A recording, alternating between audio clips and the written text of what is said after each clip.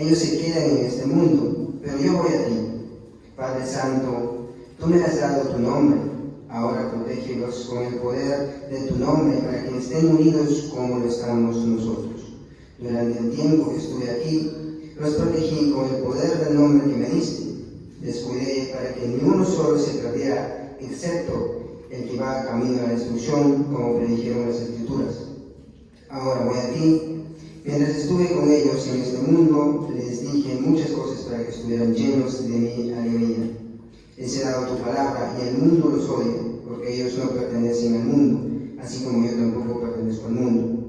No te pido que los quites del mundo, sino que los protejas del maligno. Oremos, ¿saben?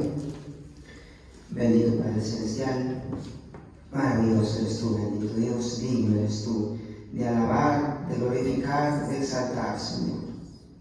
Tú has preparado esta cita, Señor, para esta noche, Padre Santo. Y eres tú, Señor, el que nos ha traído a este lugar, Padre Santo. Por eso rogamos, bendito Dios, de tu intervención en este momento, Padre. Que tú despejes nuestro corazón, que tú despejes nuestra mente, Señor, y que nos permitas concentrarnos netamente en mirarte a ti, Padre. Perdónanos, Señor, sé que venimos cargados de pecados. Sé que venimos cargados de tanto dolor, de tanto problema, Señor, que te ponemos en último lugar muchas veces. Pero en esta noche, Señor, queremos a ti darte la gloria, Padre Santo, por encima de los problemas, por encima de todo, Señor, suplicándote, bendito Dios, en el nombre de Cristo, que tú, Señor, seas el centro de esta palabra. Úsame, Señor, habla por mí, bendito Dios. Sabes que tengo multitud de errores, Padre, y que no soy digno. Por eso te ruego, Señor, que seas tú, bendito Dios, el que dé esta palabra. Te doy la gloria, Padre, en el nombre de Jesús. Amén. Tomemos asiento.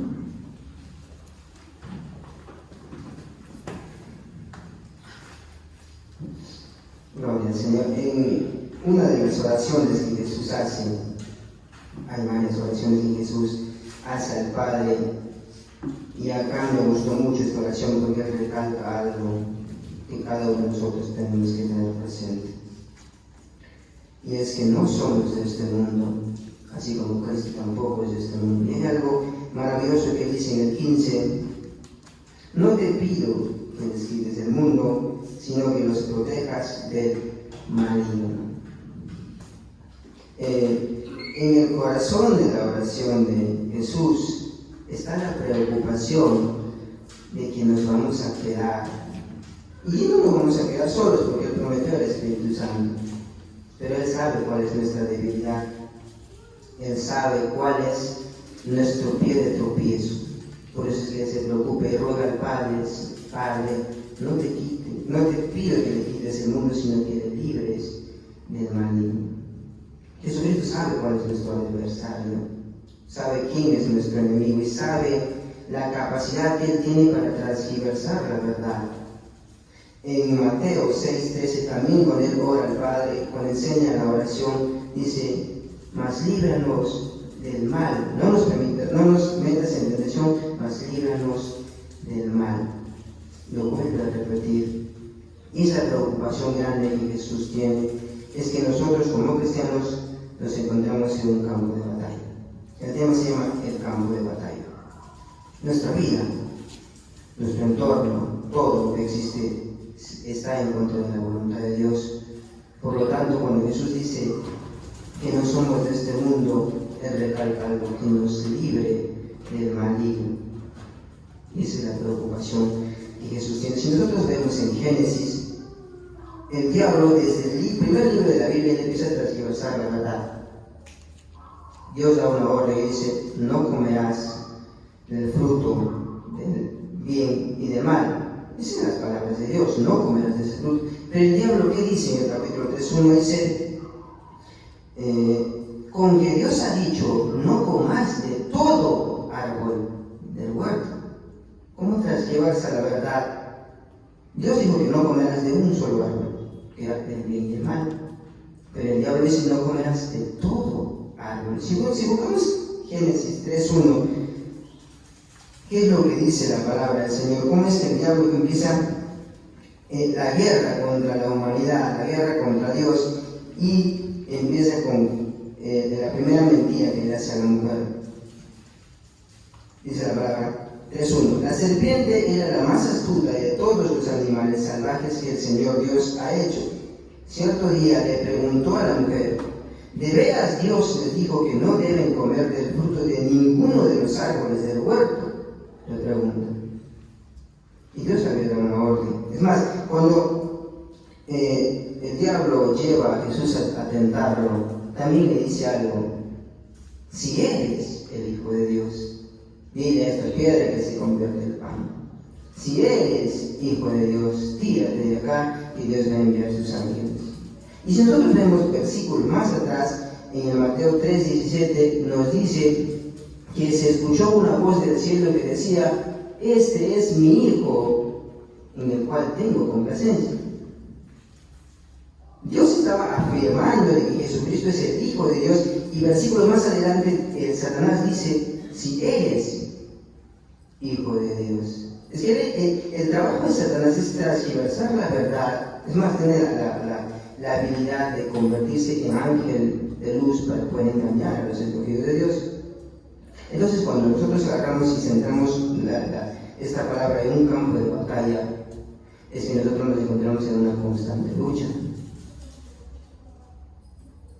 Y el apóstol Pablo también tiene esa misma preocupación cuando él dice, ¿no?, dice que el diablo anda como león rugiente buscando a quien devorar.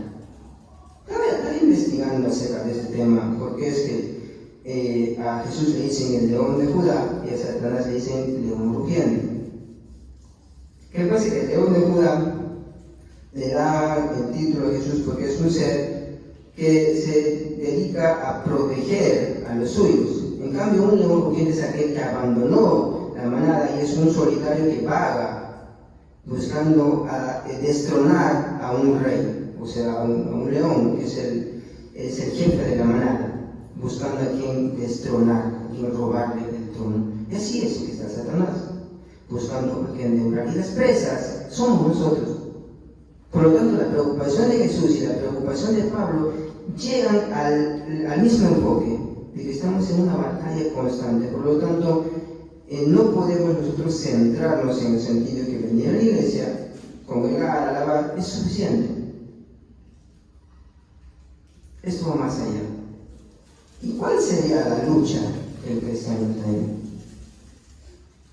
Mucha gente no considera que Satanás existe. Es más, hay iglesias que no lo consideran como una caricatura de cuernitos y de cola.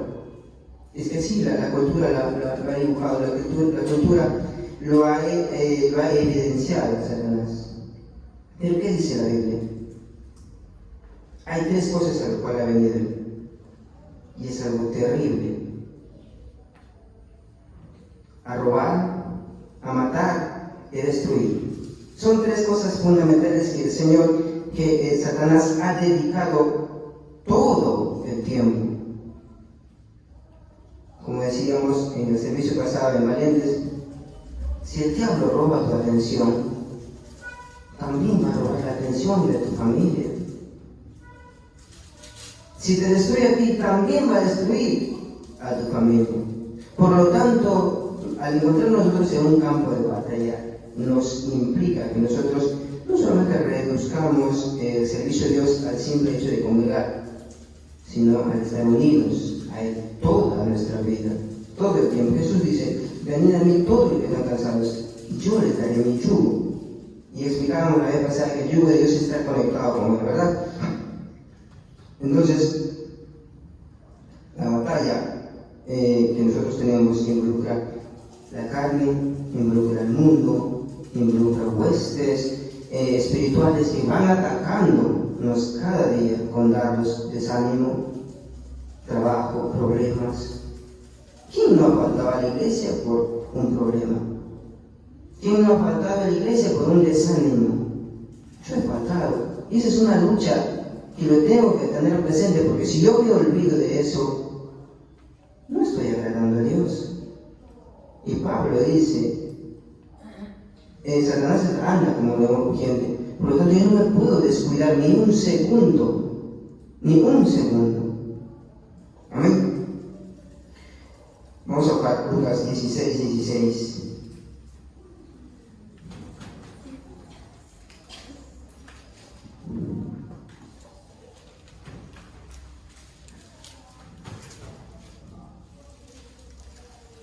Gloria al Señor.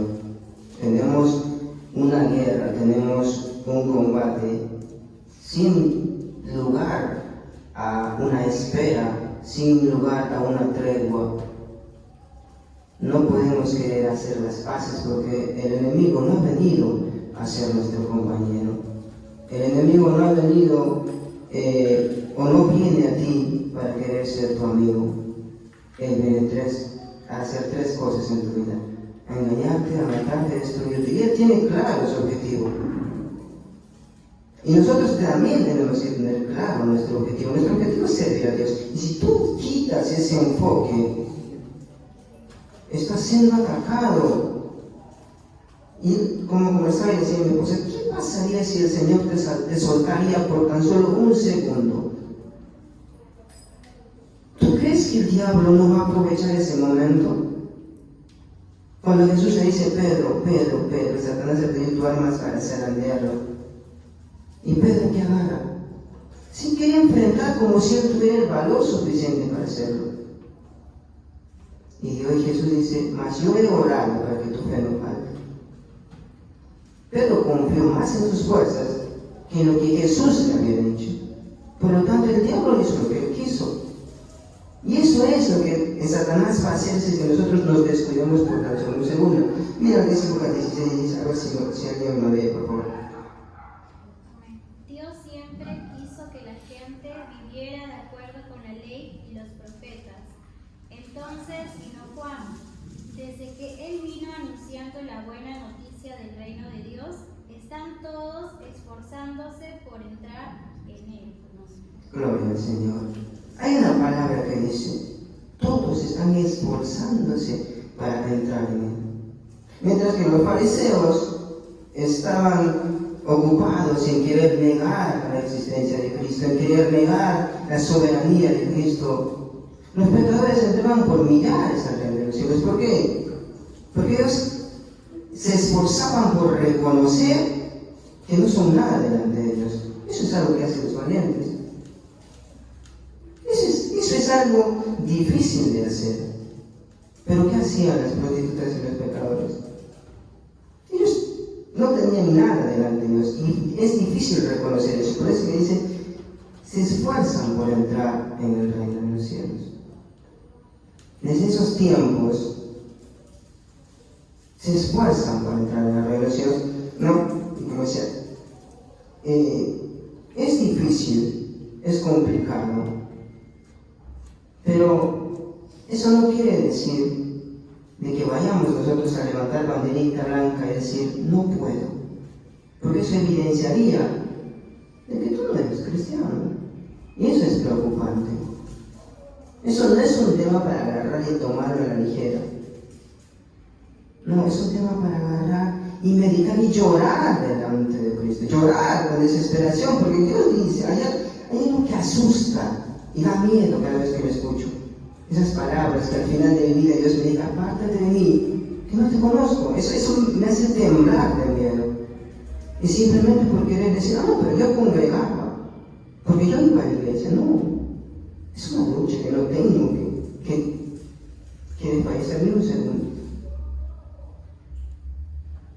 Por lo tanto, Dios me dice, sigue luchando. A Josué le dice, esfuérzate y sé valiente, y a tantas personas le dice, esfuérzate y sé valiente. Porque Dios sabe la capacidad que el enemigo tiene para engañar, para robar y destruir. Pero nosotros creemos o queremos ser más vivos que el enemigo. Y decimos, Dios está conmigo, por lo tanto es suficiente. ¿Quién te garantiza que Dios está contigo si tú no estás con Él? Amén. Dice la palabra Romanos 2:12. No os conforméis a este siglo, sino transformaos por medio de la renovación de vuestro entendimiento, para que comprobéis cuál sea la buena voluntad de Dios, agradable y perfecta. Hay algo que Pablo dice: renovaos. Y lo menciona casi en todas las epístolas. Renovaos, meditad. Amén. Romanos 12:2, perdón. No os conforméis a este siglo, sino transformaos por medio de la renovación de vuestro entendimiento, para que comprobéis cuál sea la buena voluntad de Dios, agradable y perfecta. Hace rato yo vine a la iglesia y dibujé ahí dos círculos, creo que los hermanos han limpiado la pizarra, en el cual mostraba de que cuando un creyente se convierte o es regenerado, tiene algo así como una santidad inicial, en el cual esa santidad tiene que irse perfeccionando poco a poco. Y no se trata de que nosotros queramos ayudar a Dios para que Él nos santifique, sino que tenemos que ser conscientes de que vivimos en una lucha. Amén. Bueno, ya Dios, cuando seamos llevados por Dios, ya esa santificación ya va a ser completa. Pero mientras esas dos etapas en las que nosotros somos regenerados y el proceso en que Dios nos lleva, hay una lucha.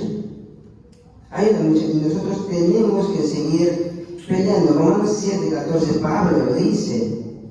Pablo, uno de los predicadores más grandes de la historia, con tanta pasión, dice, a ver si me lo lee, Romanos 7, del 14 al 15. Porque sabemos que la ley es espiritual, mas yo soy carnal, vendido al pecado, porque lo que hago no lo entiendo, pues no hago lo que quiero, sino lo que aborrezco, eso hago. Amén. Dice, por tanto, el problema no es con la ley, porque la ley es buena y espiritual. El problema está en mí, porque yo soy demasiado humano, un esclavo del pecado. Realmente no entiendo a mí mismo, porque no quiero hacer lo que es correcto, porque quiero hacer lo que es correcto, pero no lo hago. En cambio, hago lo que odio.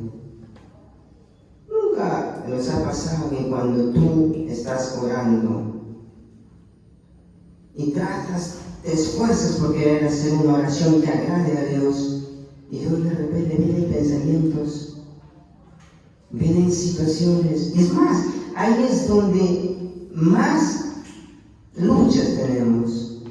En nuestra mente se origina una de las batallas más sangrientas, más difíciles. ¿Acaso es fácil orar?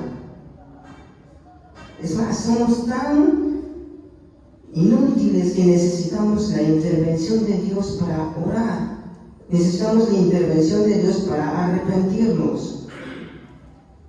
Un predicador decía: yo necesito que la sangre de Cristo lave las lágrimas de mi arrepentimiento. ¿Pero por qué? Porque a veces no le ponemos el énfasis necesario a lo que es el sacrificio grande que Cristo ha hecho. Por lo tanto, no le damos un valor tan grande a nuestro arrepentimiento, que creemos que porque lloramos y nos desesperamos delante de Dios, estamos arrepintiéndonos en verdad. Y confundimos el remordimiento con el arrepentimiento. Por eso es que necesitamos que la sangre de Cristo lave nuestras lágrimas de arrepentimiento, para darnos cuenta que en verdad lo que Cristo ha hecho no es poca cosa, sino es algo maravilloso. Y no se trata de alabar a Dios no solamente por lo que Él hizo en la cruz, sino por lo que Él es. ¿Quién es? Jesucristo. Dios. Entonces nosotros no alabamos a Cristo porque es Dios.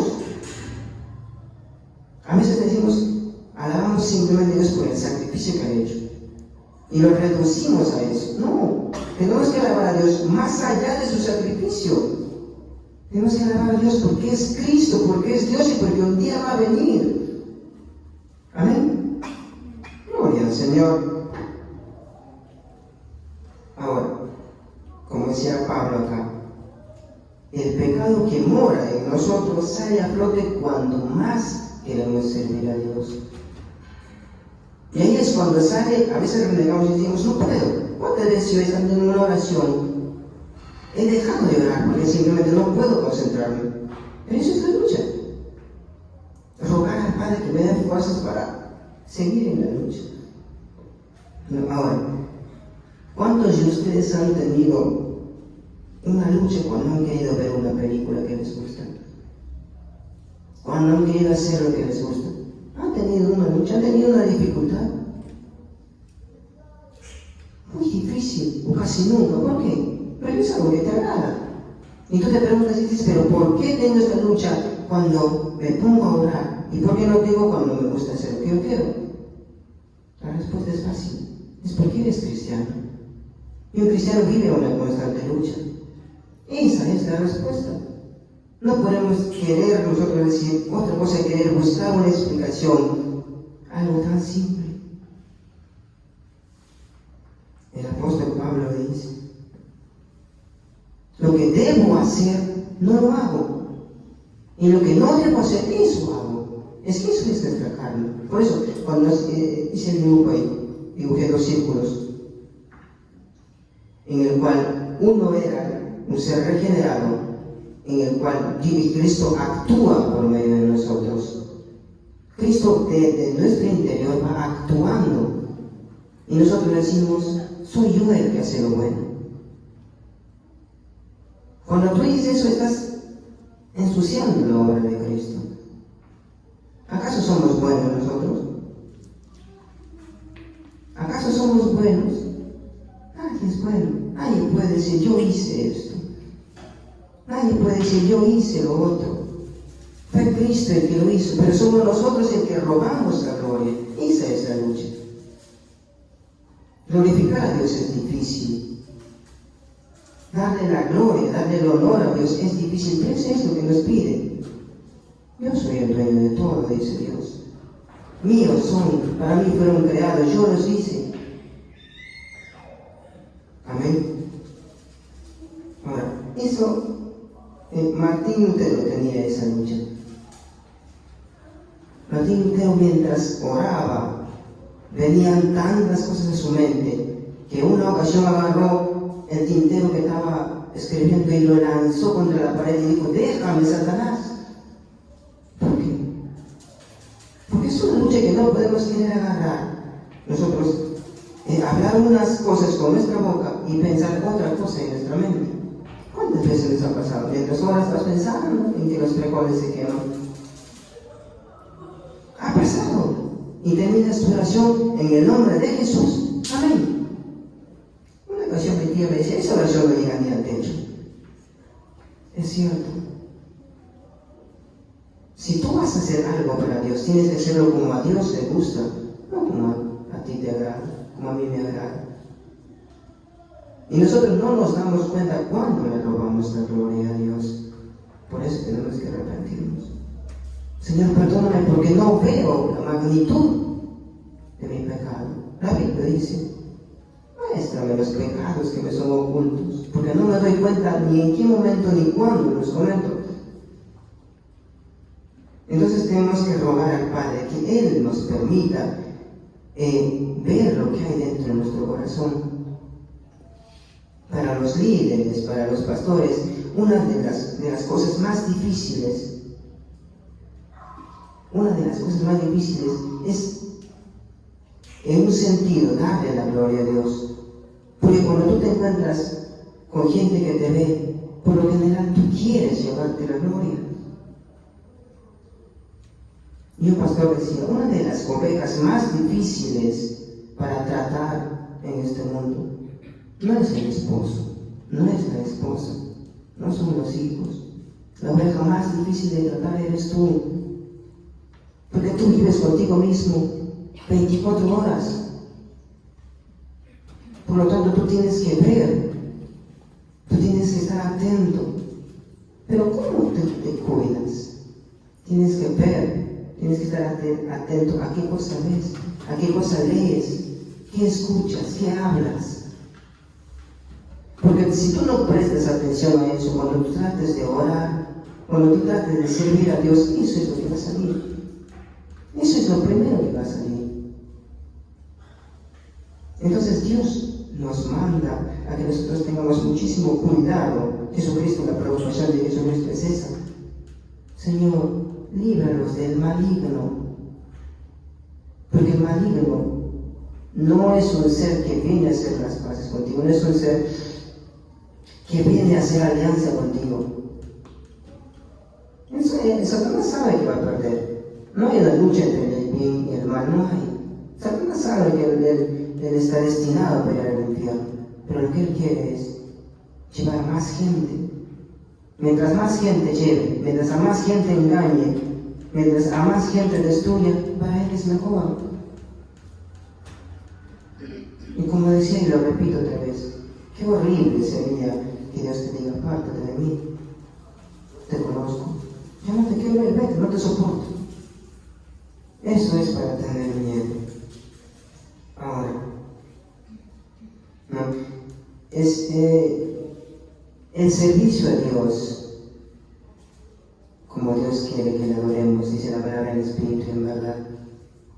Primero tenemos que ser conscientes a quién adoramos. Tenemos que ser conscientes con quién tratamos.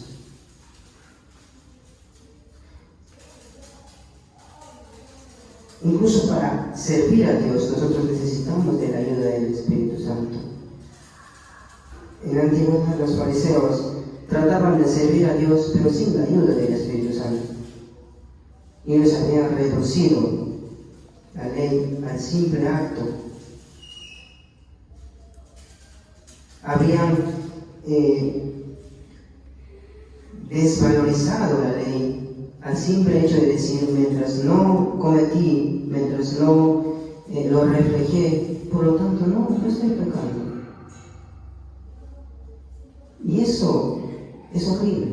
Es una de las cosas en las que podemos caer. Si que no buscamos el servir a Dios con la ayuda del Espíritu Santo. Y otra cosa sería el desanimarnos. Porque servir a Dios en los 10 mandamientos, tú lees y dices, esto es imposible para mí. Por lo tanto, o buscas la ayuda de Dios para servirlo, o simplemente te desanimas. Entonces, nosotros tenemos que agarrar y tener en cuenta que el servicio a Dios no es un tema que lo podemos dejar pasar por alto hacia la ligera.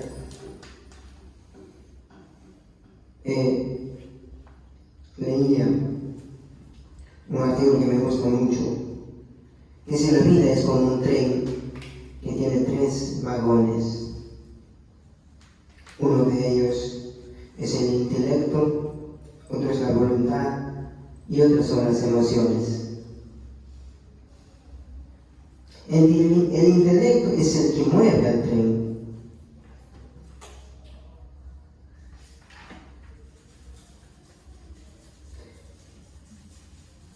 La verdad entra por la mente, se procesa en la mente, busca la verdad de Dios y glorifica a Dios. Pero en la actualidad muchas veces, ¿quién es el que guía al tren? Las emociones. Por eso es difícil para nosotros perdonar muchas veces. Si yo ahorita digo que el hermano Aldo me ha lastimado y después de un año me vuelven a preguntar, yo digo, el hermano Aldo me ha lastimado. ¿Tendría yo la misma razón para decir que después de un año el hermano Aldo me ha lastimado? No, porque he tenido un año para sanar esa herida. Pero como me dejo llevar por mis emociones, y es una evidencia para yo decir que él me ha lastimado, por lo tanto digo, él me ha lastimado. Pero si yo me guío por el intelecto, porque es la verdad, yo digo, él me ha lastimado, pero no tengo que perdonar. Y no se trata de decir, yo no soy hipócrita, por lo tanto, yo no me llevo bien con él.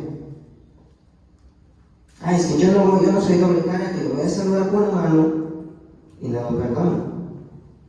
Sería hipócrita decir que soy cristiano y no poderlo perdonar. Esa es una lucha.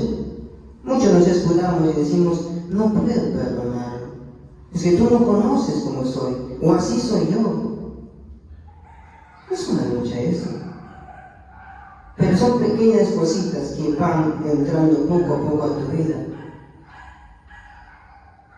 Y por eso tenemos que tener cuidado en qué cosa escuchamos, qué cosa vemos, qué cosa hablamos. Porque de lo contrario, Jesucristo nos va a decir: apártate de mí, que yo no te conozco. El apóstol Pablo dice en Efesios 6:10, es uno de los versículos más conocidos. A ver si me ayuda en Efesios 6:10.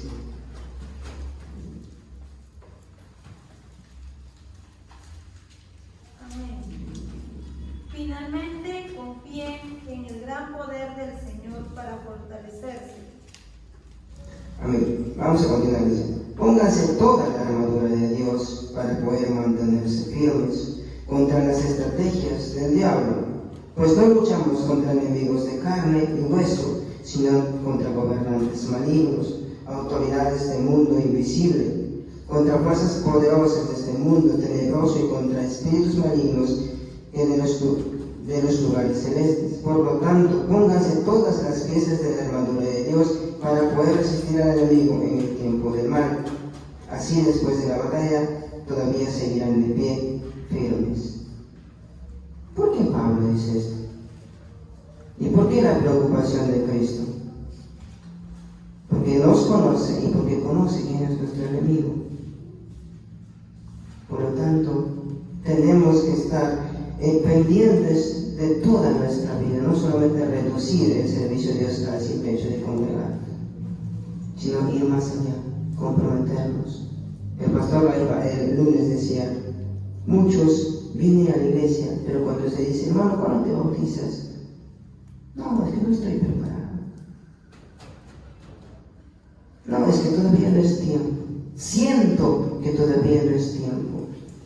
Muchos nos dejamos guiar por nuestras emociones y desplazamos la verdad a último lugar. ¿Por qué en la actualidad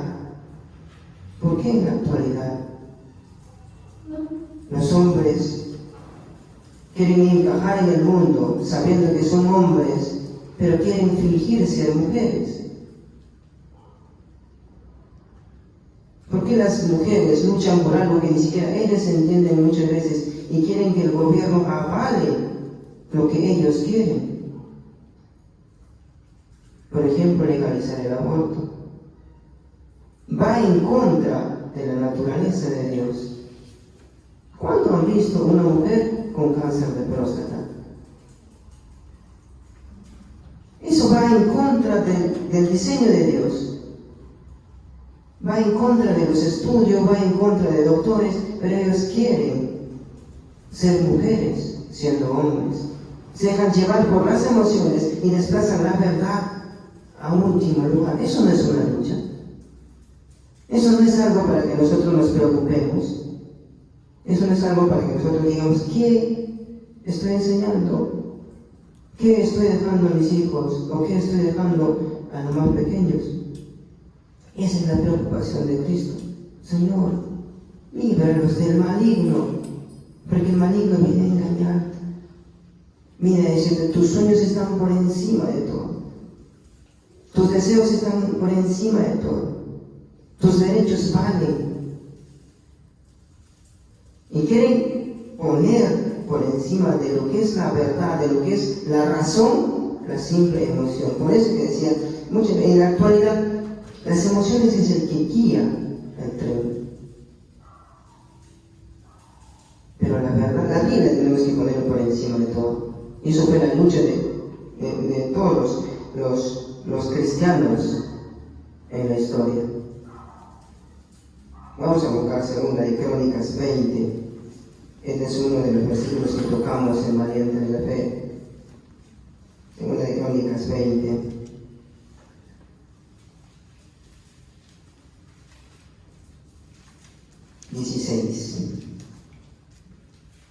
Amén. Dice la palabra: mañana marchen contra ellos.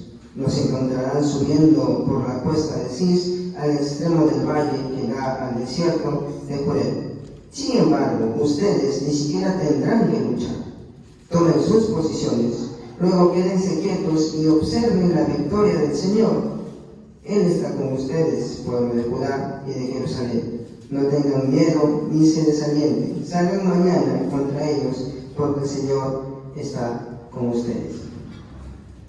Vamos a resumir más o menos de qué se trata y por qué es que llega Dios a este versículo. Se habían levantado algunos pueblos contra el rey Josafat, los moabitas, los amonitas, los meunitas. Se habían levantado 3 reinos contra el reino de Josafat. Entonces Josafat agarra y lo primero que él hace es confiar en Dios. Invoca a todo el pueblo de Israel a que empiecen a orar pidiendo la ayuda del Señor. Y entre esa oración viene palabra del Señor y dice: no tengas miedo, porque no es tuya la lucha. No es nuestra la batalla, es la del Señor.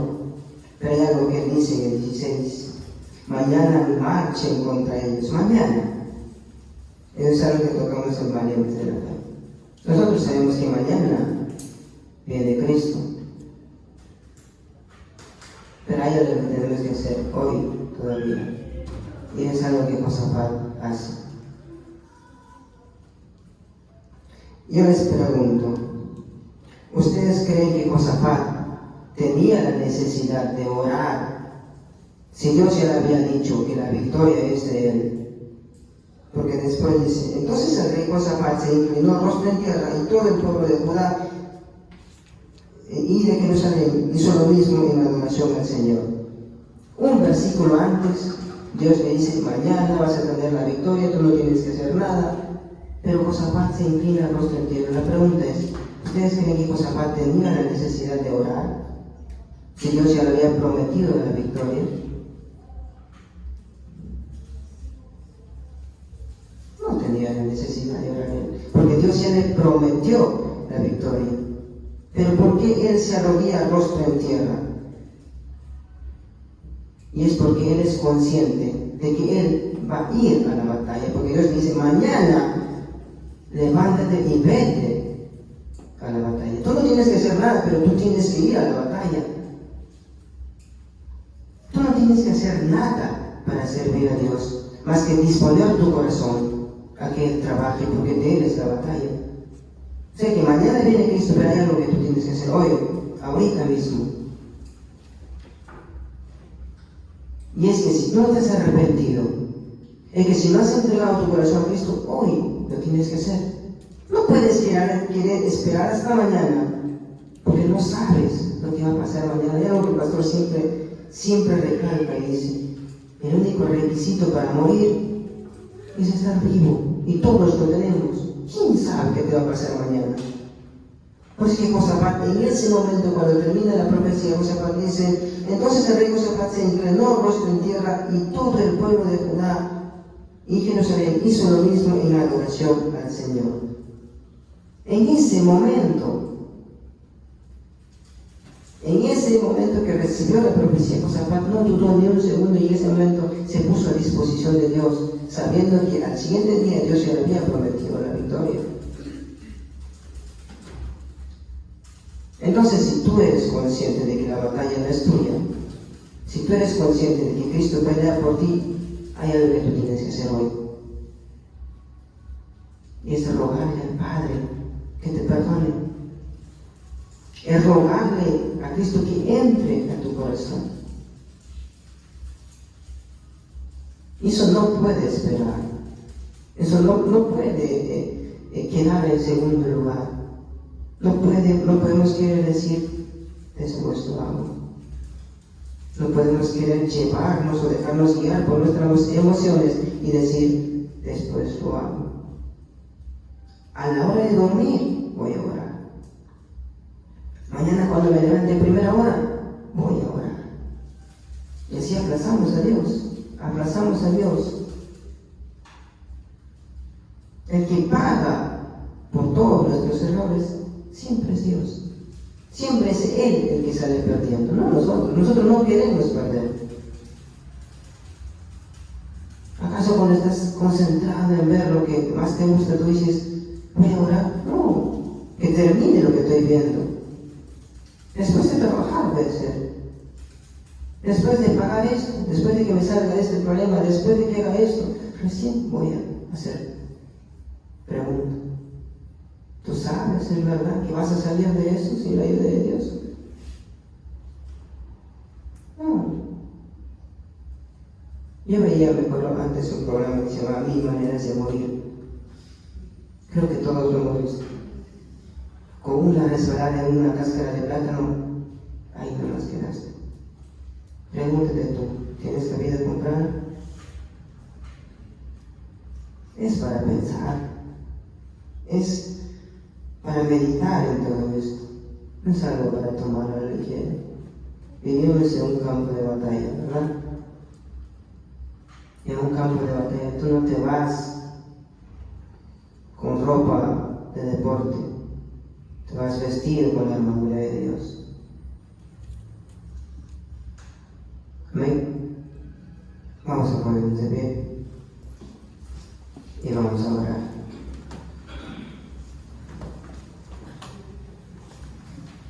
Bendito Dios, maravilloso eres tú, Padre Santo.